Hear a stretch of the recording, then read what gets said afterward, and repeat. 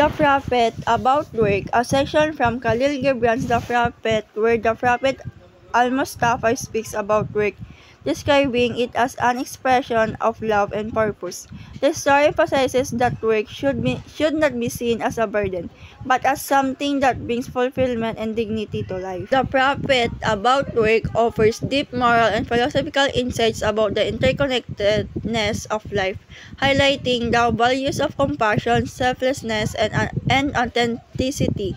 It prompts readers to think about their purpose and deeper meanings of their actions.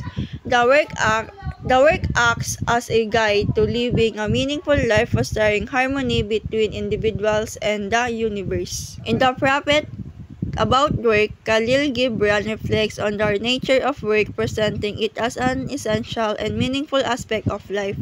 The author argues that passionate and dedicated work becomes a spiritual act, connecting the worker and making it more than just task completion. This story resonates with us, especially as students preparing for life after graduation. Gibran encourages us to approach our future careers or studies with a sense of passion, understanding that meaningful work is fulfilling. This story helps us realize that true satisfaction comes from aligning work with one's inner calling and recognizing the impact it can have on others.